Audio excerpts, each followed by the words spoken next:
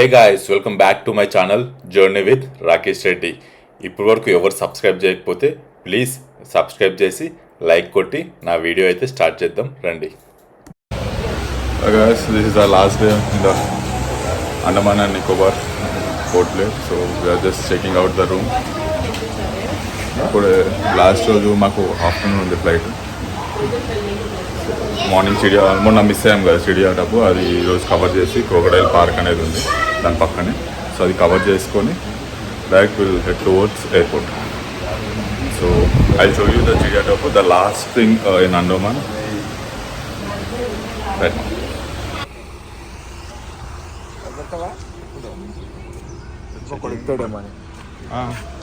So అలా room checkout చేసి direct baggage అంతా కార్లో పెట్టేసుకొని చిడియా టాపుకి అయితే స్టార్ట్ అయిపోయాము. Chidiya Tapu and biological park అయిపోయిన తర్వాత డైరెక్ట్ అటు నుంచే ఎయిర్పోర్ట్కి వెళ్దామని ప్లాన్ చేసుకున్నాం. సో లాస్ట్ 2 days నుంచి వెదర్ అయితే చాలా డల్గా ఉంది అండ్ కొంచెం కొంచెం వర్షం అయితే పడుతుంది. మేము వెళ్ళే రోజు కూడా లైట్గా పడింది, తర్వాత తగ్గిపోయింది కూడా. సర్లే అని మేమైతే స్టార్ట్ అయిపోయాము. సో ఈరోజు అండమాన్లో లాస్ట్ డే అనమాట, day 8. So day 1 to day 7 videos మీరు ఎవరైనా చూడకుంటే మన ఛానల్లో ఆల్రెడీ అప్లోడ్ చేసి ఉన్నాను. ప్లేలిస్ట్ కూడా ఉంటుంది, కింద డిస్క్రిప్షన్లో కూడా మెన్షన్ చేస్తాను, వెళ్ళి చూసేయండి. సో పోర్ట్ బ్లేర్ నుంచి చిడియా టాపు బీచ్కి అరౌండ్ 30 kilometers అయితే ఉంటుంది. ఇక్కడ మీకు లోకల్ ట్రాన్స్పోర్ట్ చాలా తక్కువ, మీరు కంపల్సరీ ప్రైవేట్ వెహికల్లోనే వెళ్ళాలి. సో ఇది ఆల్మోస్ట్ మన అండమాన్కి ఎండ్గానే ఉంటుంది, ద బార్డర్ అనమాట. సో మేము ఎర్లీ మార్నింగ్ వెళ్ళాం కదండి, అందుకే జనాలు అయితే ఎవరు లేరు. అండ్ ఈరోజు వర్షం పడుతుంది అండ్ వీక్ డే కాబట్టి జనాలు కూడా తక్కువ ఉన్నారు. ఇక్కడ సాయంత్రం సన్సెట్కి అయితే చాలా మంది వస్తారు, ఎందుకంటే ఇది సన్సెట్కి చాలా ఫేమస్. సో అండమాన్ గురించి ఇంత డీటెయిల్గా వీడియో తీసి మీకు చూపించినందుకు ఒక చిన్న లైక్ అయితే కొట్టండి, నాకు చాలా సపోర్ట్ చేసిన వాళ్ళు అవుతారు. సో ఇదే అండి చిడియా టాపు బయోలాజికల్ పార్క్. ఇక్కడ మీకు చాలా రకాలైన యానిమల్స్ అయితే కనిపిస్తాయి. ఇక్కడ మెయిన్గా క్రోకడైల్ అనేది చాలా ఫేమస్. సో ఇది వచ్చేసి ట్యూస్డే టు సండే అయితే ఓపెన్ ఉంటుంది, మండే రోజు హాలిడే. అడల్ట్స్కి 20 rupees అయితే ఛార్జ్ చేస్తారు. మీ దగ్గర ఎక్స్ట్రా కెమెరా ఉంటే దానికి కొంచెం ఛార్జ్ చేస్తారు. ఫారినర్స్కి ఆబ్వియస్లీ ఇంకా కొంచెం ఎక్స్ట్రా అయితే ఛార్జ్ ఉంటుంది. ఇది వచ్చేసి ఇక్కడ మ్యాప్ వ్యూ. ఇక్కడ ఏమేమి యానిమల్స్ ఎక్కడెక్కడ ఉంటాయో ఇక్కడ మీరు డీటెయిల్గా చూడొచ్చు. సో వీళ్ళ దగ్గర బ్యాటరీ వెహికల్స్ అయితే అవైలబుల్గా ఉంటాయి. మీలో ఎవరైనా నడవలేకున్నా పెద్దవాళ్ళున్నా దీన్ని హైర్ చేసుకోవచ్చు. పర్ పర్సన్ 20 rupees అయితే ఛార్జ్ చేస్తారు. టోటల్ పార్క్ని కవర్ చేసి చూపిస్తారు.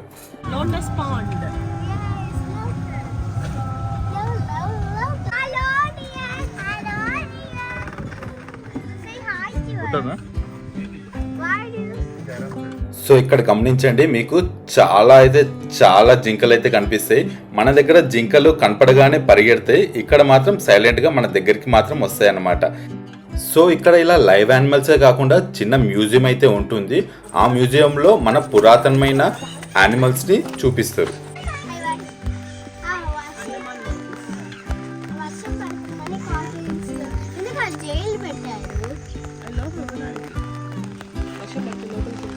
దీంట్లో కూడా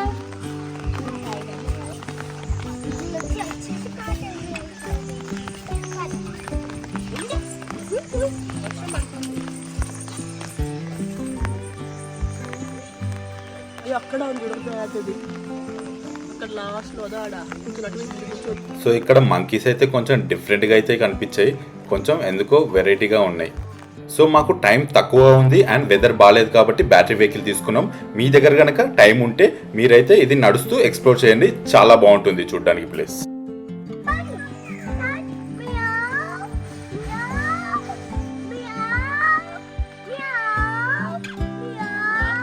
సో మొత్తం ట్రిప్లో మా అన్నయ్య పిల్లలు అయితే ఇక్కడ చాలా బాగా ఎంజాయ్ చేశారు యానిమల్స్ అన్ని చూస్తూ. సో ఇది కూడా ఒక మస్ట్ విజిట్ ప్లేసే, కాకపోతే అంత ఇంపార్టెంట్ అయితే కాదు. మీ దగ్గర టైం ఉంటే విజిట్ చేయండి, లేకపోతే ఇది స్కిప్ అయితే చేయొచ్చు.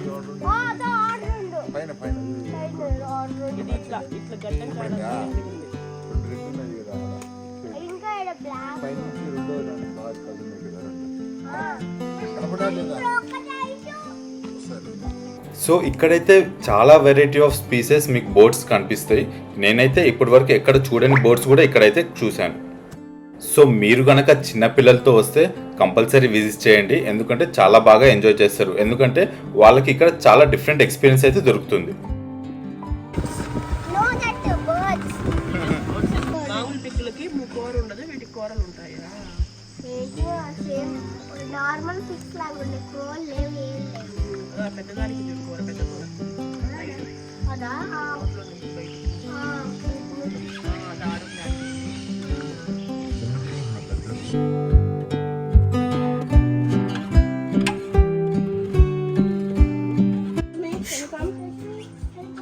దీంట్లో చర్మం వదిలేసింది చూడు పాము.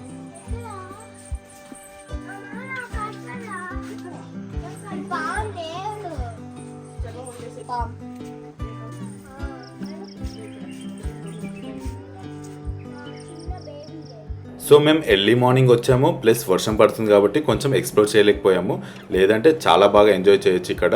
అండ్ ఇక్కడైతే క్రొకోడైల్స్ ఉన్నాయి చూడండి. సో ఇక్కడ అయిపోయిన తర్వాత మేమైతే పక్కనే ఉన్న చిడియాటాపు బీచ్కి అయితే వెళ్ళిపోయాము. బీచ్ అయితే చాలా ప్లెజెంట్గా, చాలా నీట్గా ఉంది. అండ్ ఇది సన్సెట్కి చాలా ఫేమస్. సో బీచ్ అయితే చాలా బాగుందండి, చాలా నీట్గా కూడా ఉంది. ఇక్కడ మెయింటెనెన్స్ చేస్తారు కాబట్టి చాలా నీట్గా పెడతారు. అండ్ మీకు ఏ చెత్త అయితే కనిపించదు. అండ్ ఈ సరౌండింగ్స్ కూడా చాలా బాగుంది. నేను షూట్ చేయలేకపోయాను, కానీ ఇక్కడ మీరు పర్సనల్గా వచ్చి ఎక్స్పీరియన్స్ చేస్తే ఆ కిక్కే వేరే ఉంటుంది. సో ఒక్కసారిగా లొకేషన్ చూసి చాలా ఇంప్రెస్ అయ్యాను. బ్లాగింగ్ చేస్తున్నానని మర్చిపోయాను టోటల్లీ. కంప్లీట్గా ఫొటోస్ దిగడం, వీడియోస్ దిగడమే సరిపోయింది టైం అంతా. అండ్ మెల్లిగా టైం అయితే అయిపోయింది మా ఫ్లైట్కి. సో ఎయిర్పోర్ట్కి అయితే స్టార్ట్ అయిపోయాము. దారిలో మీకు ఇక్కడ ఫిషింగ్ షిప్స్ కూడా కనిపిస్తాయి. చాలా బాగుంటుంది లొకేషన్ కూడా. మీకు టైం ఉంటే చాలా బాగా ఎంజాయ్ చేయొచ్చు. అండ్ నేను చేసిన తప్పు ఏంటంటే ఎక్స్ట్రా బ్యాకప్ మెమరీ కార్డ్ అయితే తెచ్చుకోలేదు. సో కొంచెం తక్కువ షూట్ చేయాల్సి వచ్చింది. సో ఫైనల్లీ ఎయిర్పోర్ట్కి అయితే రీచ్ అయిపోయాను. నేనైతే అండమాన్ని చాలా మిస్ అవుతానండి. అండమాన్ నాకు చాలా మెమరీస్ అయితే ఇచ్చింది. అండ్ నా వ్లాగింగ్ కూడా అండమాన్తోనే స్టార్ట్ చేశాను కాబట్టి ఇంకా కంపల్సరీ గుర్తుండిపోతుంది నాకు. సో ఇదే అండి ఎయిర్పోర్ట్, వీర్ సవార్కర్ ఎయిర్పోర్ట్. దీని గురించి ఫుల్ డీటెయిల్స్ మన డే 1 వీడియోలో అయితే పోస్ట్ చేశాను, కింద లింక్ ఉంటుంది, వెళ్ళి చూసేయండి. సో అండమాన్లో ఉన్న ఏకైక ఎయిర్పోర్ట్ ఇదే. ఇది పోర్ట్ బ్లేర్లో ఉంటుంది. చూడ్డానికి కొంచెం చిన్నగానే ఉన్నా కానీ బాగుంది. సో లోపలికి వచ్చి బోర్డింగ్ పాస్ తీసుకొని చెక్ ఇన్ చేయడానికి అయితే రెడీగా ఉన్నాం. చెక్ ఇన్ చేయడానికి వెళ్తున్నాను. ఈ చెక్ ఇన్ అయితే చాలా స్ట్రెస్ఫుల్గా ఉంటుందండి, ఎందుకంటే మన దగ్గర ఏం ఉంచుకోవద్దు. ఒక వాలెట్, వాచ్, కోంబు ఏం పెట్టుకోవద్దు. ఆఖరికి బెల్ట్ కూడా తీసి ట్రేలో పెట్టి చెక్ ఇన్లో అయితే వేసేయాలి. అండ్ మనల్ని చెక్ చేసి లోపలికి పంపిస్తారు. ఇలాంటి హెల్స్లు మీరు ఎప్పుడైనా ఫేస్ చేశారా? మీకు ఎలా అనిపించిందో కింద కామెంట్ చేయండి.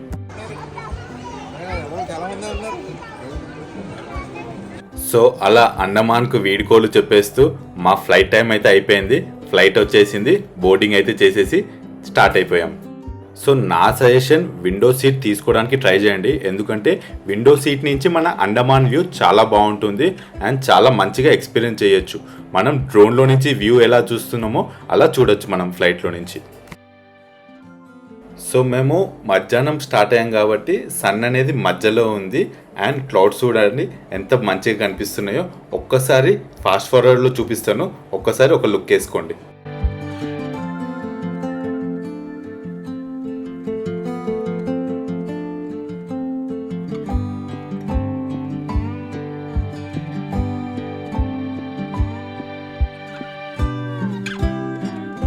సో ఫైనల్లీ తమిళనాడుకి అయితే రీచ్ అయిపోయాము. తమిళనాడు వచ్చాడు ఏంటి అనుకుంటున్నారా? ఎస్, నేను చెప్పాను కదండి, ఫస్ట్ స్టార్టింగ్ హైదరాబాద్ నుంచి తమిళనాడు వెళ్ళాను మా బ్రదర్ వాళ్ళ కోసమని. సో వాళ్ళు మళ్ళీ తమిళనాడులో దిగిపోయారు. నేను తమిళనాడులో దిగి కనెక్టింగ్ ఫ్లైట్ హైదరాబాద్ ఫ్లైట్ గురించి అయితే వెయిట్ చేస్తున్నాను. సో నాకైతే 2 hours లేఓవర్ ఇచ్చారు. ఆ లేఓవర్లో నేనైతే లాంచ్కి వెళ్ళి ఫుల్ ఫుడ్ అయితే కుమ్మేశాను. నా ఫ్లైట్ చూసారా ఎంత చిన్నగా ఉందో, చార్టెడ్ ఫ్లైట్ లాగా ఉంది. ఇది ఎలయన్స్ ఎయిర్ ఫ్లైట్స్ అన్నమాట. నేనైతే Tamil Nadu to Hyderabad alliance air నుంచి బుక్ చేసుకున్నాను. ఇక్కడ వ్యూ చూడండి, సన్సెట్ వ్యూ టైంకి నేను ఆకాశంలో అయితే ఉన్నాను. చాలా బాగా అనిపించింది. సన్సెట్ టైంకి నేను ఆకాశంలో ఉన్న నా వ్యూ కనిపిస్తుంది. సో వితిన్ 45 minutesలో నేనైతే హైదరాబాద్ రీచ్ అయిపోయాను.